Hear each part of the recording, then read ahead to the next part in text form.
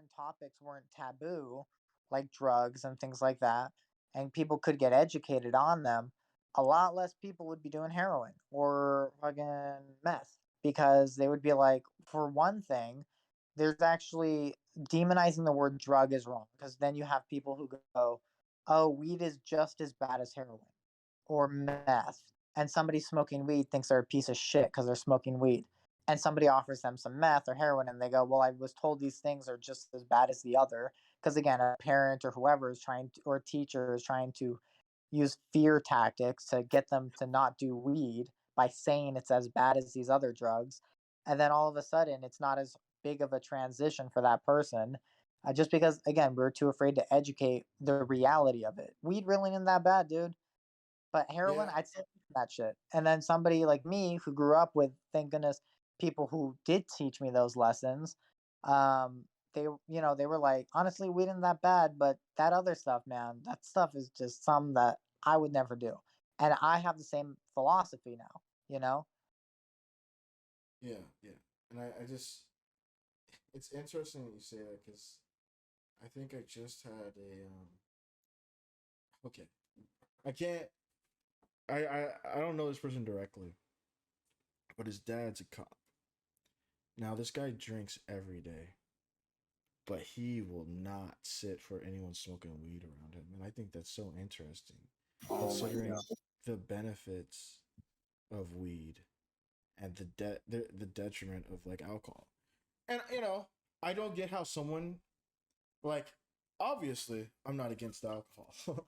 Yeah. But like when you have like I see so many people who smoke weed that are okay with people who drink, but I see so many people who drink who hate the fact that people smoke. And I'm like when I it's when I hear their arguments, it's always the like it's wrong. And I'm like, "What? It's illegal." I'm like, "It's for most places it's not anymore." And they're like, "Yeah, but it was." And I'm like, "So was alcohol." And I'm like, "Well, it's bad for your lungs." And I'm like, "You think liquor's good for the liver?" Like, I can't understand their arguments ever. Like it's like they contradict themselves because when you bring it up, they're like, "It's different." How?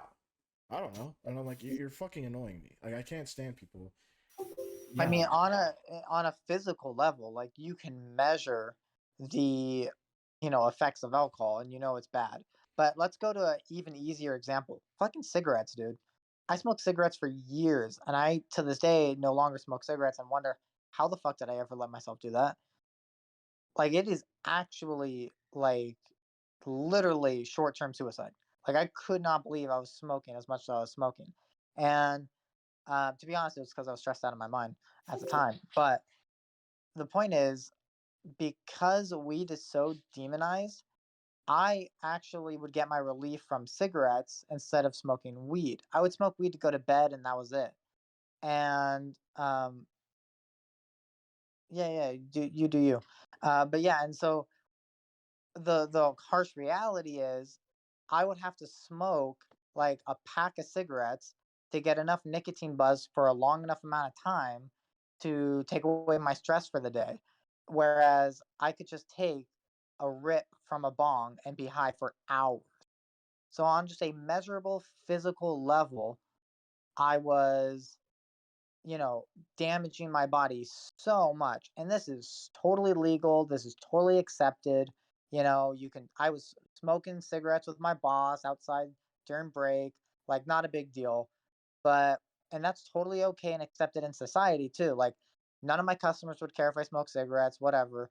But Right? if they knew I smoked weed, like, oh, it'd be such a big deal that I'm not murdering myself with cigarettes. I'm smoking weed instead. Even though, looking back, I probably wouldn't do either. Like there's edibles, there's other ways to protect your lungs and stuff and make weed really not that harmful at all. But even in that example, it's so obvious that weed is not nearly as bad as this other thing, yet society has its opinions so flipped. Yeah, and I'll even say, go ahead, time. Go ahead. No, go ahead. You got me. I'll even say that like so when the first time I tried uh like weed, Yeah. it it was it was so good, and I felt so much better. But at the end of the day, I wanted to stop. I did. One time, I think you were there, Tyan. We were in LA, some college thing, bunch of fucking people. We went on the roof. Oh yeah, it was Me at and you, UCLA. me and you were fucking drunk. Now I'd vaped before, but I had never smoked cigarettes. Oh, we lit that. And we went and smoked cigarettes on the roof. And You dude, when I was drunk and we smoking, I didn't think I'd like that shit at all. In fact, I remember a time where I have to say this. I remember a time I was with Tyan and we were at fucking Disneyland and we're like, I don't know, maybe 15, 16. And he's just like, I can't understand why people would smoke. And me and him were dogging that shit. We're dogging that shit. We're like, bro, I will never be like them, blah, blah, blah. We talked about that at one point about weed too. And I'm like, we dogged that shit. And that's because we were grown up to dog that shit. Like, we were raised to dog that shit. Oh yeah, we were raised It on was- terrible. But, but to bring it back, I smoked. And, you know, that was cool. And then, I don't know if that was the first time or was the other time was when I was with a friend who got drunk. But every time I get like super drunk now and I'm out, like outside, not inside. I don't like that. But outside and it's cold, I like crave like smoking a cigarette. And it's insane to me because I've had to go long periods of time without smoking weed, and I've been fine. But like even smoking a cigarette once and like driving and I saw someone smoking, in my head, I didn't say anything, but in my head I was like, I want to smoke. And I was like, that's a problem. That's a problem. And so it was crazy to me. I'm like I always thought like, oh, I'm like, dude, why can't you quit? You can always stop, blah blah blah. But after smoking one, like I started having like, and even till sometimes like if I'm drinking and I'm out and it's cold and someone has a cig and they're smoking it, I'll be like, yo, can I get one? And like that really happens because I don't have any friends that smoke. But like, I still like if I'm with someone who does and I'm Yeah, drunk, I'll ask for one. And I think it's insane that that one time was like, because before that I never even rolled a touchdown. Like it smells like shit. So it's like Yeah. insane to me how like actually addicting it is. That's the first time I think I ever experienced. And I'm not. I guess I'm not addicted because obviously I don't fucking smoke. I don't go buy it. I don't do that. But it's crazy to me how easy. Like if that's how I feel after one, and like I still like sometimes want to do it. I can't imagine if I like actually picked it up and then tried to Yeah. stop. So It's nuts, man. Like when I first did blow, I literally found out that, oh, like addiction means something else than what they like describe it at in school. Like yeah, the way they painted a picture in school is so weird. It sounds so, for me, like when I heard it in school, I was always like, oh, I can, well, if it's just a craving, like I can just tell my body no. I can fight cravings and stuff like that. But it's crazy. a weird sense of incompletion that I don't know how to really put into words. yeah, But it's like I need this right now. Nothing like as soon as you want it. Like I've had craving for food. That's completely different. Like I'd say I need this, and nothing feels right if I don't have that right now, and that feels like shit. And I'm like, oh. But go ahead, Andrew. Sorry, I kind of cut you off. yeah, no, you're good. I mean, like honestly, uh it's a weird thing that if people I think understand a little bit more of the options that they have. Because again, like I wouldn't ever feel like I needed to do any drugs if like at the time in my life everything was perfect and somebody offered me cocaine, I'd probably say, no, dude, I'm good. You know? Very infrequently does a person have an addiction problem and everything's perfect in their life. Um, they actually find out most of the time it's a coping mechanism. And I think if we had better education on drugs and better legalization on drugs, people would cope differently. For example, when I had like self-diagnosed depression, right? Because I didn't actually get clinically diagnosed, but I'm pretty sure I had depression, and it was kind of crazy to have struggled with, because for me, I don't know if you know a little bit of backstory. I was really hardcore religious growing up, and like totally hardcore like conservative Republican. And then after high school, I basically explored the world, and for a time became hardcore atheist, hardcore liberal, like totally opposite. And now I'm like landing in the middle and admitting I don't know what the fuck's going on. Like everybody's crazy. And so for a time I had a really bad like existential like depression. I, before had believed in an afterlife. That belief got ripped out from under me as I learned more about the world and science, and it seemed less and less real. And, you know, the fact that there's all these other religions that have just as much reputable like information as to say it's true as my religion had, it's as old or older than my religion, all that kind of stuff. So um, it was something that I didn't feel like I would get over, many nights without sleeping. So I coped with a lot of different drugs. What was weird was I did a lot of shrooms one night, and I completely woke up existentialist like dread free. No existentialist dread, absolute appreciation for life, just didn't feel depressed anymore, didn't feel isolated, didn't feel disconnected. And it felt really weird, kind of like anticlimactic. And I was like, okay, that's really strange. And as I read a lot about it, and now even legally in Washington, psilocybin has been actually decriminalized for medical reasons. They have found that what happens when you do this drug, your brain reconnects neural pathways that had been damaged before and allows for proper transference of information in your body and brain. And in other words, it basically helps to balance your system and repair broken systems. So I had done that without even realizing it. And if I had knew that was out there, that was an option, I would have started with that shit and avoided all the addiction in the first place. Yeah. You know? And So sorry for the whole life story, but all that to say that. No, you're fine. I do want to put real quick a disclaimer. Hey, do not go. This is not a promotion. What we're saying, just because we've had our experiences and whatever, this is not a promotion for you to go and do what you do, especially if you're underage. You make a decision. It's not, as an adult, an informed decision. I always make an informed decision. Do not go off what other people, what we hear. Well, go look it up for yourself. Okay. This is not a promotion. This is just us talking about our experiences. Some people have good. Some people have bad. Look it up. Research. Do it yourself. Yep. With that being said, I so there was, I'm not gonna name what I did or whatever. Maybe it's different for me, I'm on camera, boys. But there was this one thing, and it felt really good, and then in the morning it felt really bad. Really bad. And when I realized what was happening, I was like, this is so dumb. I didn't stop me from feeling bad, but I was like, this is so dumb. I know why I'm feeling bad now. So like it helped out that I wasn't feeling bad. But after that happened, I actually wanted to do it again because it brought up so many problems. Now, like I'm a very like understanding person of myself, and I know like why I think things and stuff. But it really put to light all the insecurities and problems I had and why I felt the way I did. That I was like, dude, maybe I'll do this 1 year later and see like if any of that's gone away now. I don't know how to explain it, but basically like a lot of thoughts that I already had was like that I knew I had was forced all together at the same time. And that's when I realized that those thoughts were kind of an issue. And so after having those type of thoughts and realizing those type of thoughts were an issue, I really went ahead and tried to work and get those under control. And I just wonder if I'd feel the same now. Because I feel like even though I know the reason, maybe I'd feel bad, but I wouldn't feel bad for the same reasons.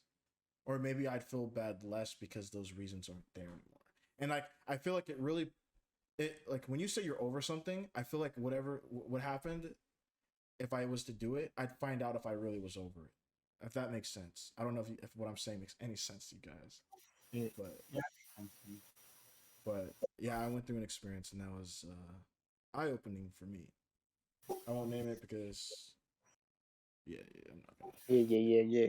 What I'll say for a lot of my experiences, um, like he was saying, for sure, not until you're adult. I was against drugs for a while, mainly because I didn't do research on them. But when I got into college and I was like free to do whatever I wanted, I actually took classes and like learned about it. And that's when I was like, oh yeah, this is what it does. Then yeah, I'm totally gonna do these things. Like I had no problem doing it anymore. Like at the end of the day, what you ultimately find out about most drugs is any okay. First of all, anything that is a drug is something that you ingest and it psychologically affects you. So for any fucker that's like, oh, when it says don't bring in drugs or alcohol, fuck them. Alcohol is a drug. Fuck anyone that says alcohol is not a drug. It is a drug. It is very Mind-boggling that it doesn't fit in that category. that is actually insane. Like Yeah. because it does so much damage to your I think body. if you look up the definition, it's anything that makes a physical or mental change to your body. Mm-hmm. So it's Often, Wait, like, can I pause the conversation real quick? This is gonna be crazy. This is gonna be crazy.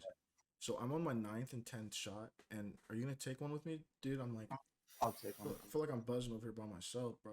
Like, damn, son. while we're having a conversation about alcohol's a drug and it's bad for you, and moderation, Yeah, you know. because Hey, sorry. to you, to what you do, it's worse than weed. It's worse than weed for sure. But hey, to you, Yeah. yeah. But you poured one up. I'm Sorry, pouring I don't want to interrupt, but like I had this poured for a while, and you know I was starting to lose the buzz. I don't know if you guys. I don't. Do you guys have the camera pulled up, or are you guys just talking? Like, can you I'm guys just see me? talking. So I you can guys see haven't you. seen me at all. No, I'm it. I watching can you. see you. Yeah. Oh, so you guys have seen me just been like drinking through the middle of this. Yeah, Okay. yeah, yeah. Yeah, yeah, yeah. I just wanted someone to take a little shot with me. You know what I'm saying? Let's do it.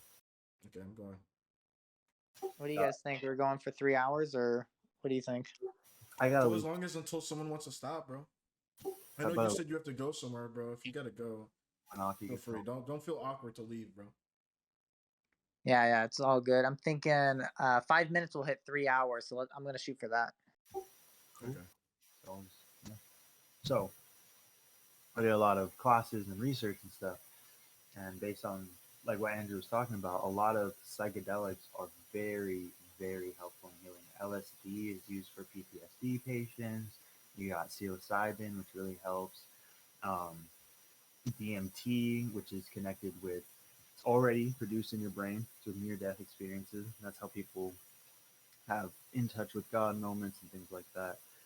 But it's crazy that like to have studies that show how helpful certain drugs are, and then studies that show how terrible they are, how these other ones are, and then these other ones, you know, because they're cheaper and easier to make, get sold a lot better, and then the other drugs get demonized because of either who's using them or who is trying to make money off of it or whatever. And then it just destroys these reputations. And now people don't, like you're saying, you didn't take shrooms. Like that's something I still haven't done yet, and I really definitely want to. I've done acid though, and that was very same. Like for a while, because when I started smoking weed, the first time I did it, didn't really feel it, but then I started like doing it by myself, and I was way more chilled out about everything and could put myself into perspective. And like, but once I started doing that and started realizing like more about the world and like how how the human condition is literally ridiculous and we'll go to war for no reasons and stuff like that.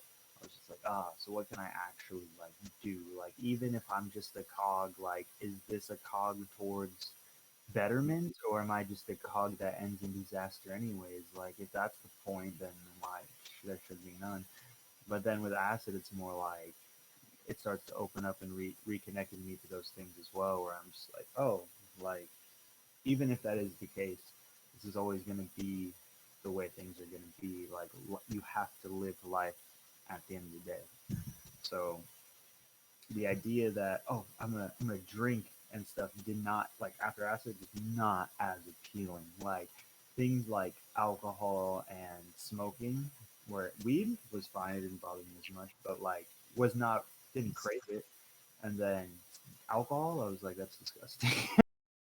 Like it's just so weird how it's just like my brain's instantly like, nah, to be connected, these things are essentially made to disconnect you. That's why they're coping mechanisms. You already been Mm-hmm. connected, so like let me feel about being disconnected. While these other drugs are meant to reconnect you to the world around you. which like if it's about nature and being the strongest, then yeah, alcohol is the best way to go. But if this is about like society and betterment, then ultimately it's like these psychedelics and stuff are better to go. It's about being connected, being there for people, even when it might be harder for you. But alcohol is about me. And to be honest, we tried to make that shit illegal, prohibition, and But that it's didn't work out. all reasons. That's always the issue. They try. They say they try, and they do it for reasons that are not okay, and so people don't want it done. And then they're like, "But we tried." No, fuck you guys. You did not try. No, exactly. And then what's crazy is, um, when people say, "Oh, it's illegal," like you were saying, Tyler, about, well, so was alcohol. It's like it's so weird when people let that narrative control their opinion about the subject. When it's like, okay, yeah, it's illegal right now, but let's try the fact that every human civilization for thousands of years that we can pull data from was, in a sense, spiritual. And most of them had ties to psychedelics and drugs, like the majority of them.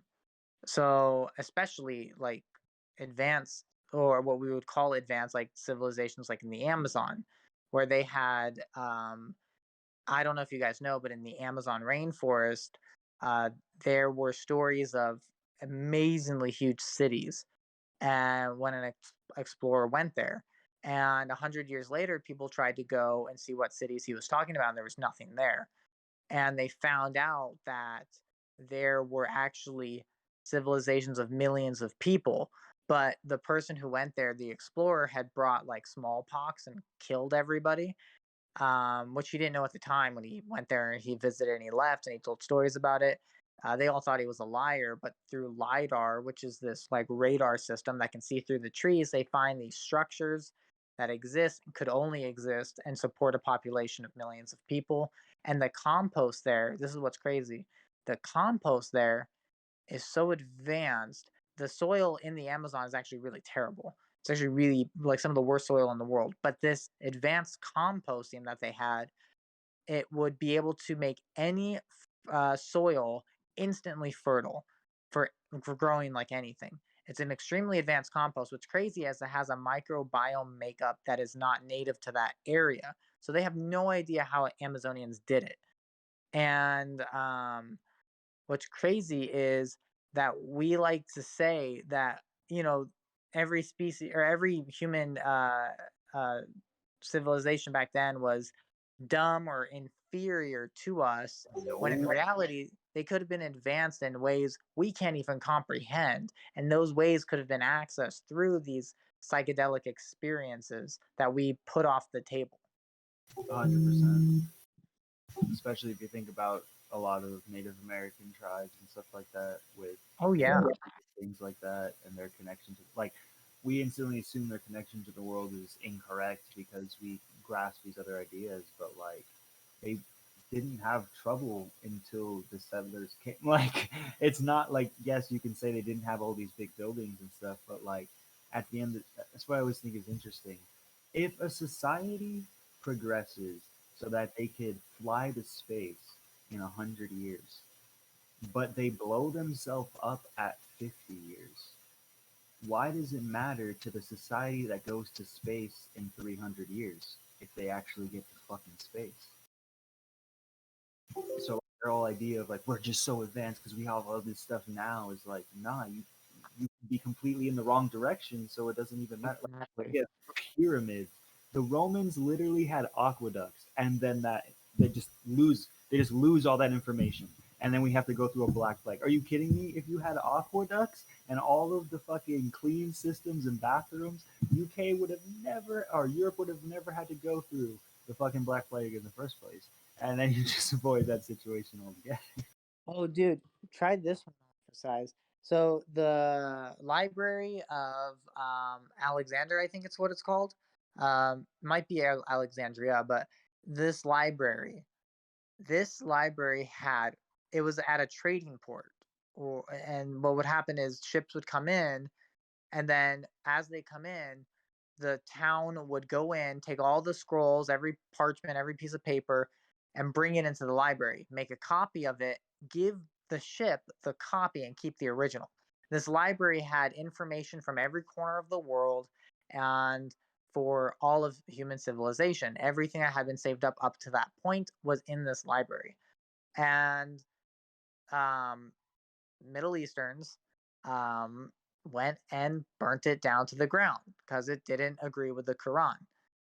And so we lost, they said, estimated about 1,000 years of progress. Like, and that means we today would be 1,000 years ahead of where we are right now if that library didn't get burnt down. Isn't that nuts to think about?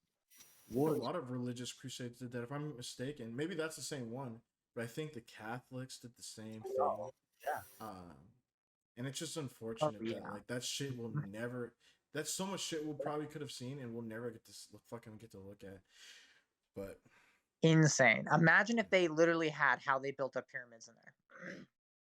God, they probably had some shit in there. Like it's just, but religion, we don't do anything wrong. But that's the thing is like every big society is religious. I don't think there's ever been an atheist, a large scale atheist civilization that could do anything. That No, would have been. that's completely fair. I'm just saying that it's unfortunate that there's always the crusade part. Well, Oh, it's always in the name of, right? Yeah. We're doing this because, yeah, and it's exactly. That's why I don't think there can really be an atheist uprising, right? Because that would essentially go against what the idea of atheism really even is. Like grouping together for one cause now defeats the so purpose. that begs a really interesting question, which is religion an adaptation necessary for humans to survive as a civilization? I think religion is an adaptation of it's like a further adaptation of emotion. Like it's almost like because that always takes in the spiritual aspect, right? This understanding that there can be more to life itself. And then when people start grouping together, they start misconstruing what those ideas are, and they do things. They do things that are more than life. Uh, they just sometimes do them in the wrong manner, and that causes harmful things. Because it's like instead of looking at religion as oh it's the belief in god, it's more a belief in behavior. So we believe in god, that because at that point it doesn't matter. It doesn't matter what god you believe in. That's what annoys me about religious arguments the most. They're like, well, my god's this and this and this. And it's like, so what, who cares what you call your god? Well, my god says we have to do this every day. And it's like, okay, and if I don't, well then we have to kill you. What? No, now it's what? You're saying I have to behave like that? And it's like, yes. Because if you look at animals like dolphins who have an adapted or have a stronger emotional concept, they do think I wouldn't say they have a religion, but they do a lot of things together that suggest they connect in an almost religious way, like I don't know, terrorizing seals all the time, or Yeah. like literally they'll throw seals in the air, let them splat against the water, and then not eat them. Like it's not like oh they're doing this to get their food tender. No, they're just not eating them. Like they're all getting together to have fun killing these animals, and that's their religion. That's what they want to do. You know what I mean? Yeah. Whereas other animals without an emotional concept, they just do whatever occurs. They're just more responsive to whatever is going out towards them. They don't have a religious belief. Or dogs who have a loyalty, you know. That, you could look at that like zealot cultists. It's the same kind of That idea. is really interesting. That is a really interesting point because I never really thought of it like that. Because yeah, if you think about it, um, I don't know if humans we have a tendency to defer to leaders, and we also have a tendency to um breed followers, which is really interesting. Like if you look at the statistical if you just look at the ratio of how many natural leaders there are to people who are more inclined to be followers. Obviously, it's a very like unbalanced ratio. There's a very small percentage of people who do um, automatically fall into the leadership role.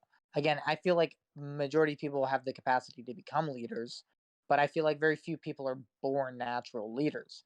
And um, I wonder if that's an adaptation. And I wonder if that adaptation got confused or crossed over with the religious aspect. Following a leader may be flawed because the leader is finite and because the leader just may be wrong, maybe stupid, you know? But if you follow a concept, that concept is now taking the role of the leader and everybody can be their happy follower self. It does breed some sense of organization and also, I mean, control for somebody, right? Um, Under the guise of the leader. Because what happens once enough people, like you have a leader and they have a concept or idea, and this is the part that I think is so funny. Like we we are so quick to say that we are alive and other things are not alive. But then we also believe in God as a concept, which is insane because it's like, well, God's not alive, but he is. If you think about the concept of what life is, if he creates life, he is in fact living. He's not living in life's constraints. He would be instead, she would be instead life itself, but like still, it's a part of life. So, what were you saying, Andrew, in that last part? Just deferring to that leadership and Oh, yeah. yeah. So then that concept of, all right, if I can make an ideal and everybody's following this ideal and they have energy towards this ideal, it is now alive. People want to be like, well, it's not a living. No, it's a living thing now because when someone hears this ideal and they're part of this, they will now abide by it. That will be their behavior. It'll become Yep. a program. So now it's like we're creating a simulation in itself. We're using words, creeds, and books to then create a system of behaviors and programs and codes that people will abide by to then become what we see as better. The Yep. issue when people like anything that's living, it needs proper maintenance. So when the maintenance isn't handled properly and you have new leaders that then distort the code and update their own viruses, then shit becomes way too fucked up. 100%. In fact, it's kind of crazy that you mentioned it, but they really are creating the first layer of simulation, right? With this Mm-hmm. religion, because it a person goes there and I remember uh when I was in fourth grade, I had like a reading buddy. He was in like first grade, and I think the I was reading him this like little book because that's what you do. With your reading buddy, you read like this little kid a book, right, for like 30 minutes or an hour, and yeah, so basically, I was reading him this book, and the book like mentioned God, and he asked me who God was. I was like, God, he's the guy who created. I was like 10 or 9, I don't remember, but to my knowledge at that point, I was like, how do you not know who God is? He literally created everything, you know. And this kid was an atheist, born and raised, and I got talked to by like one of the teachers about like not sharing my religion with people. I was like, what does that mean? Sharing my religion? What is everyone talking about? Do people not know God made everything? Because it's pretty like, it was just the reality I lived in. It was actually impossible for me to believe or not feel the existence of God. It was so real in my world back then. Yeah, I think So yeah, that's it was like a yeah. It was like living in a simulation. With okay, with that, I was going to say something with that. When you guys are talking about natural born leaders and talking about the concepts and following, I was going to say that's at first I was going to say that concept is interesting to me because I feel like I'm not a natural born leader, but I'm not someone who I'm not a long term person. I can't. I end up disliking things I originally liked very quickly, and so very quickly I will see problems with something that doesn't match up with how I say things, and I won't like it. So while I might follow it I might defer. Like for example, just little things. Like I'd rather not have someone decide something for me, but I'd be like, if someone's like, okay, we're gonna do this and that, I'd be like, okay, decide that, and then I'll conform to that, you know, and then eventually I'll be like, you're taking, but like I also have an issue with like, so like if I think it's inefficient or it's dumb or whatever, I'm like, you're taking too long, or this is dumb. I stop. But I guess my point going to, I don't know why I fucking brought that up. It doesn't fucking matter. The whole point is what you're saying is another a story to say something like that is my sister went to a church with her friend one time, and they told her that if you're not saved, you're going to hell. Incidentally, my parents were having a party with a bunch of friends that night. So when my sister came home, and it was like a camp thing, like for like 2 weeks to a month, and she came home and she started asking people at the party. Now my sister's like 8, 7, and she's at this party and she's asking adults, "Are you saved?" And they're like, "No, I'm not, honey." And my sister's like, "You're going to hell. You need to get saved Oh. right now." And I'm like, my parents were like, "What?" She's before my parents got to her, she said this to pretty much everyone at the party. So she got in trouble, and they're like, "What are you doing?" And they're like, "They told me you wouldn't." Like she thought she was helping, but it's like insane to me. Like, okay, it's not insane to me, but it's like obviously like I can see how, especially when you're younger and you really truly believe something, you're like, I'm just trying to help. But I can see how like when you're older, if you still truly believe those things, why you would do and say the things you do because you truly believe those things, right? And it's just I guess the reason why I brought up what I said is because it's like for me, I've never been able to follow something for longer than like I always feel like there's nothing can I don't know, man. I just can't. I You're just not a like passionate even person. even even with little things like it's I mean, I'm saying like I mean, religion is a big thing and that stuff is a big thing. But even little things like stuff that I would personally like. Computer case, stickers, a fucking tattoo. I think it would be sick to get a tattoo. But I know damn well if I got a tattoo 3 months in, I'd be like, I wish I I'm got a exactly the different same. tattoo. I'm exactly the Yeah. reason I won't get a tattoo is because, and you know me, I'm really into like goth culture. Like I'm a big fan of it, but I don't indulge because I'm always so hesitant about doing things that are something I might, because that one goth fucking style is expensive as fucking hell, you know. Yeah. And if I buy something, I don't know if I'm gonna be like, well, shit, I kind of wish I spent money on this, you know, because that never will never end. There's always something else. So same thing with a tattoo. I was like, if I want to get a tattoo, which admittedly I think would be pretty fucking cool, how am I going to deal with that 10 years from now? I have to think about that because it's going to be on me 10 years from now, you know? And I Yeah. don't think I would want that tattoo 10 years from now. There's very little things I would want like a decade later.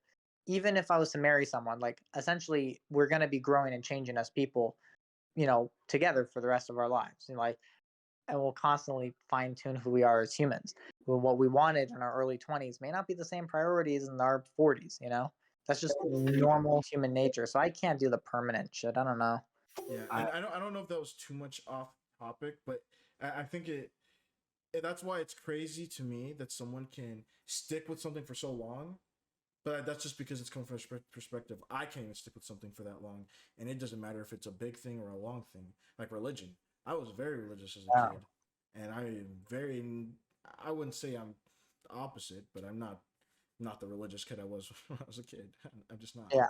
I like the Neil deGrasse Tyson. I'm a huge fan of his. I like his approach on like how I view myself. So he says he doesn't call himself an atheist just because he concedes to the notion of what it means to call yourself an atheist today in today's society. And he got attacked because he told one of his friends who was going up into space, he posted on social media, he said, "Hey, Godspeed to you," you know, which is a popular headline back when John Glenn went into space. The headline on the newspaper was Godspeed John Glenn, you know, so it's a popular expression in space travel. And so he said it, and he got attacked by the atheist community and said, "How could you say Godspeed? I thought you were an atheist." And he's like, "Well, hold on a sec.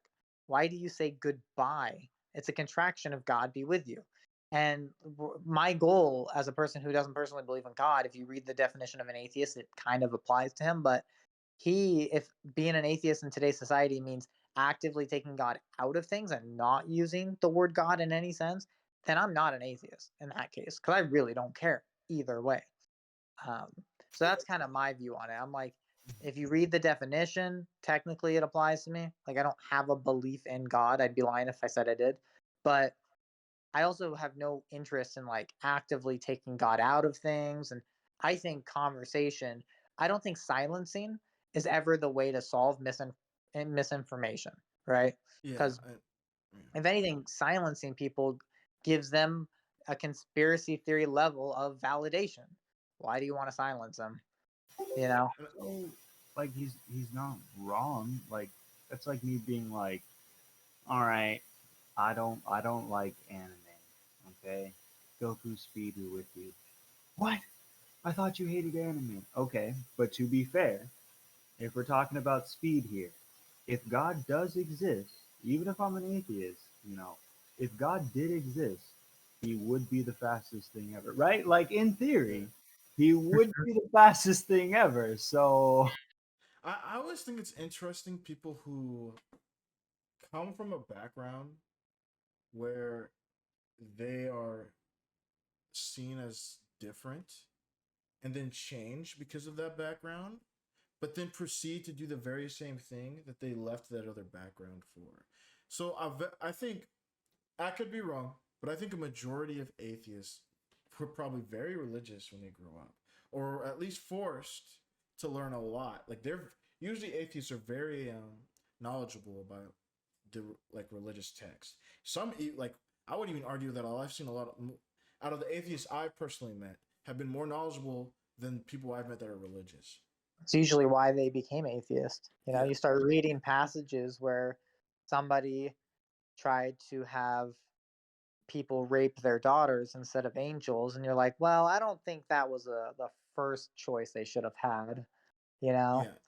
And I Yeah. just to me the problem with that is like so when you go and become this and then someone else who's this and you're like how could you say that you're this and it's like didn't you leave this because isn't it like you want this open-minded thing it's okay for you to say one thing and like I'll say I'm agnostic but because of how I grew up I find myself and when I'm in hard times still praying to the guy upstairs and I bring that up all the time and I think it's a part of me is like why am I doing this but it's like I just feel better when I do it. But that's just how it happened. I don't know.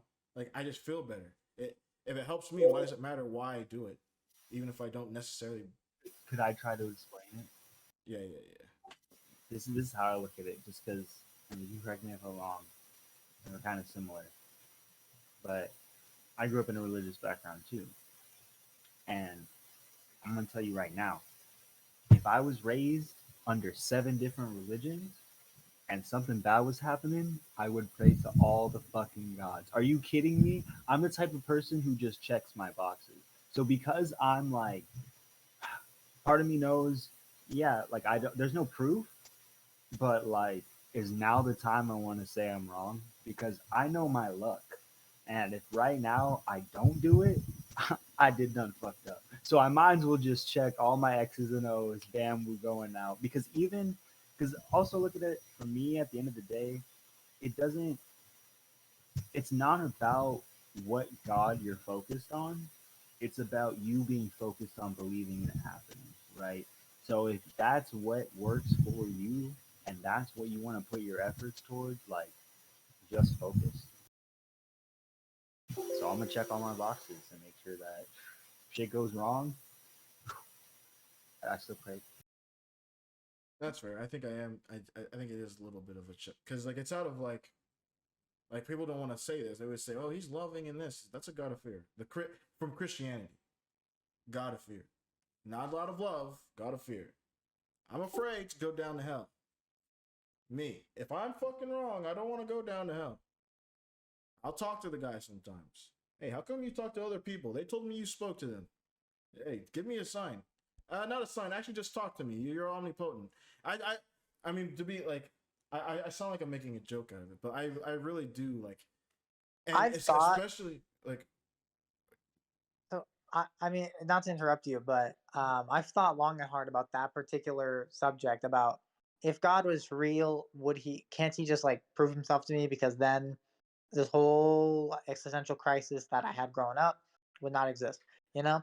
What And if I it, thought about it, and I was like, I wonder if God exists, that He gives us the ability to have the benefit of the doubt. Because think about it, can so I'm connected with somebody who's like a actually really big theologian, and he says there's some obvious limits to God's power. And he's a really big Catholic. You know, he's not demeaning God in any way. He's saying God can't make a boulder too big for him to carry. God has to obey a certain level of rationality, as God is a rational being. So if God could create a boulder that was so big for him to carry, then or so big that he can't carry it, then he can't do anything or everything, right? And if he could do anything and everything, then he would also be able to carry that boulder. So it's a paradox. Um, so there is limits to his power. So God can't create humans to have free will and also have all the answers. Because then if they did, if I knew God existed, well, now I have to obey every little thing. I can't even have a bad thought. Like I know God's real and I don't have any leeway. But because I don't know, I have the benefit of the doubt where God can say he did his best without having the confirmation that I exist, but he lived his life pretty good. He wasn't a dick, at least most of the time, and he will get the pass to go to heaven. Whereas if I did know that God exists and I was still being a dick, it's like, dude, that's pretty much like that's fucked up. Like it gotta send you to hell. Do we have benefit not knowing because of that? And does that make us? Is that part of the recipe that makes us have free will? well, I also look, yeah, because it's also the idea like if you know everything. So if you ever watch Sherlock, I fucking love Sherlock. With not with I mean I love the one with Iron Man.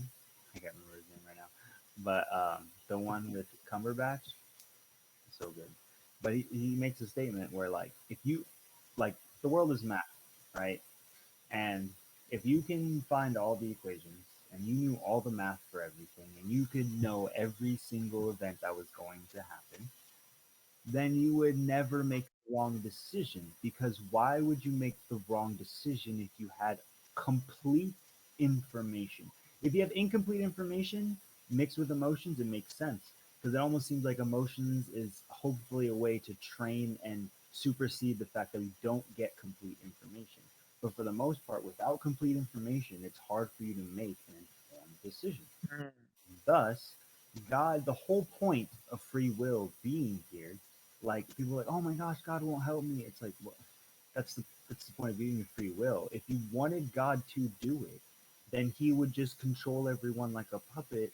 What good is that for? Like, what good is that existence? He just like sitting there running a machine all day. Like, everyone wants to look at it like, oh man, but I want happiness. And it's like if you think you're part of God and you're from God, and happiness is something you seek, then don't you think that's something that God is also seeking if you believe in that and you believe you are a part of them? Yes.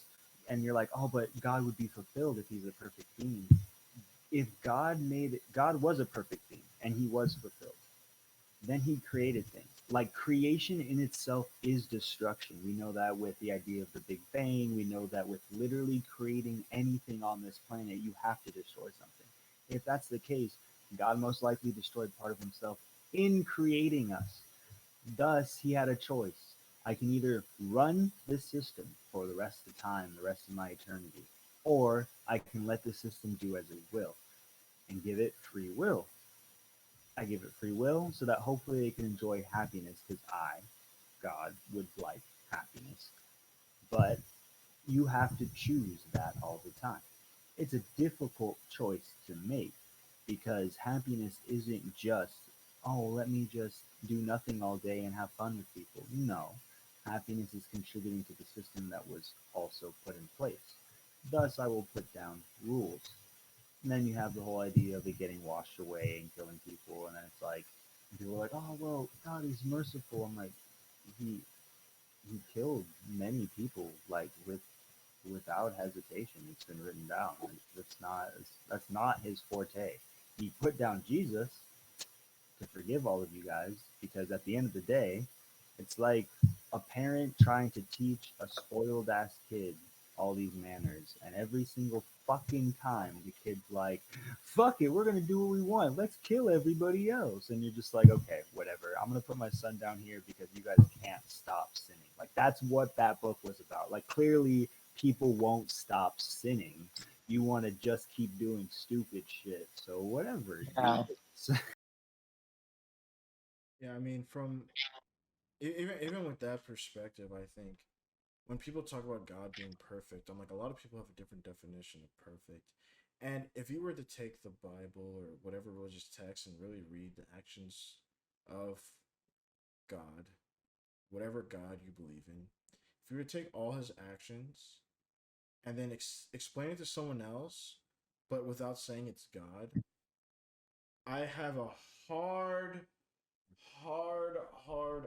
like, there's no way, it's like hard opinion that nobody would ever call him perfect without knowing who he was. If they knew who he was, they'd probably just say it because they believe God is perfect. But if you Oh, look at his actions, there's no way you say that man is perfect. The other thing I have to take into account is like, we're made in his image, supposedly, and all this other stuff. So, what if I was a god? Now, I can't say what I'd do if I was a god, but I can say what I've done in a game where I was a god. I was tempted to do things that was not a perfect thing to do. I experimented. I did shit. And I'm like, you really think a guy who can do all of that is not going to fuck around? I'm sorry. I just don't. I think he would. And like, so when I'm like, why won't he do this? Why won't he do that? It's a headache. You probably get annoyed sometimes. Why the fuck do I have to watch you? Why the fuck did you do that? You did something I didn't want you to do. Whatever. That's what you're gonna do. It's Now I it's have, funny you said that. You know Hobson. yeah, You know Nocturnal Rainbows. yeah. He's like, how do we know if God exists? How do we know it's positive? Like, and it's an interesting line because I mean the concept that like scientifically that a infinite being exists is not irrational. The concept that the universe started because there was some very dense mass energy, which we know is not infinite, we know is finite, but it was there, is a little bit less rational. An infinite being is not necessarily irrational, be it something that we may not be able to understand or explain, but the concept in and of itself may be more rational than a finite thing just being there for an unexplained reason. So the idea is if God does exist and he's an infinite being, is he the only one? Is this concept of infinite being synonymous with omniscient and also perfect? Like, are these do the human story get some things right and embellish others? Like, what are we actually dealing with when we talk about an entity? You know, and no, go ahead. I was gonna say that's that's why I like Supernatural. Their interpretation is God as like a story writer, right? So he's made multiple universes, and this is just like the one he's present in is the one he thinks is gonna be the best story version now, and he's been writing for fucking years. And it's just this interesting idea about how multiverses were created and how it's like, yeah, it started as this super strong being, but like as he was creating things, he got bored with this one and moved to the next one and moved to another one. No, exactly. And like, well, who's to say that this universe wasn't even created by a super race? Like if there really was a race out there, I don't know if you guys know, but if you could travel the speed of riding a bicycle from planet to planet to planet, you'd colonize the galaxy in about 1 million years. So if a species like us was, let's say we're 100 years away from interplanetary travel, um, if even if it's 1,000 years, it doesn't make a difference in this example. If there was a civilization that started just a million years sooner, which in the in relatively speaking, to the time of the universe, the Earth's 4 billion years old. A million years ain't shit. Like that's a blink. And so if a civilization started just a million years sooner, they should be every corner of our galaxy now, which is the Fermi paradox, the mathematical data that shows that space should be booming with aliens, and the apparent lack of evidence for them is the Fermi paradox. So, this is to say, if there was a species that colonized the galaxy that really, I mean, in a billion years, let's say, was so advanced that they created ways to harness the total energy from stars, and they at that point, I mean, let's just even assume an AI technology that was so advanced that perfected all of this. Could they literally get to the point where they could simulate a Big Bang and create a universe? Because you don't actually have to have the ability, I think, to manifest the beginning of like the Big Bang so much as you just need to trigger something to create it. So there could be a black hole, which already is a paradox, apparent paradox. We don't understand how it exists with our current understanding of physics. It should not exist, but it obviously does. If a black hole was some means to create a universe and somebody found out how to harness it, and that's why we have this belief that there's, or this inclination that there's a creator, is maybe there is a paradoxical creator, but the creator is us, because time can be an illusion. If you manipulate gravity and things to a certain degree, time no longer exists. So could we have created ourselves, or could an advanced civilization have created ourselves? I don't Yeah, but yeah, that's what I think is also interesting because the idea of perfection is like when I think of perfection, when people say perfect, right, it's supposed to be the optimum, no errors in any way. So when you think about like atoms and molecules, what's a way for a molecule to be perfect? Essentially, everything would have to be bonded, or it already has its valence shell completely filled and it's just inert. So the only way for pure perfection to exist is if everything is completely bonded, which essentially would mean nothing was moving and it would be completely stasis. Like there's no way to exist and to have perfection, because if you strive for perfection, like the way I almost pictured is like if everyone did exactly what they were supposed to do, like no extra emotion or anything. It was completely only for the progression of everything and only that. Everything moved in unison. Then you almost look like a cell, right? Where everything is directed by one specific molecule. Everything does what that molecule is saying because they know that that molecule is protecting the overall cell. So then, when everyone on a planet is doing that, like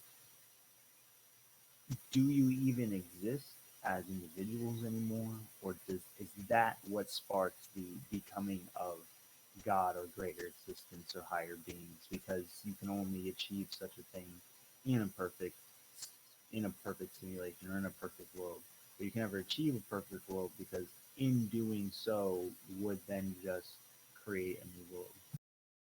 Yeah, but even with what you're saying, the I the idea of perfect and reality is boring. If Yeah, everything was perfect, it'd become predictable. And if it was predictable, it's boring. And if it's boring, who'd want to do it? And when I really think about it, I'm like, even when we create things, we don't want it to be perfect. We want it to be fun. We want it to be useful. We want it to be entertaining on some level. Now, some people might say, no, I want it to be perfect for this, this, and that. But you also kind of want a little conflict, you know? And that's know. why No, I you're think, right. yeah, People get stagnant, and that stagnancy builds a lot of lack of fulfillment because they do create a self-sustaining system. That's why they say money doesn't buy happiness. You know, sure, it takes care of everything you thought was what needed to be taken care of, but there are a lot of other things that you're not getting. that just because all the bills are paid doesn't mean that you're necessarily getting the emotional connection you need from having loved ones, a community, things like that. Um, and most of the time, that lack of fulfillment does come from some stagnancy, no feeling or sensation of belonging and fulfillment because your job is done, it's being taken care of, you know? Yeah. It's, I With don't know that, how we gentlemen, always. I do got to Yeah. segue out of this, but this has been a fantastic 3.5 hours. I'm not going to lie, I could probably go for another few hours because I enjoy these topics, but I think we make this a regular thing.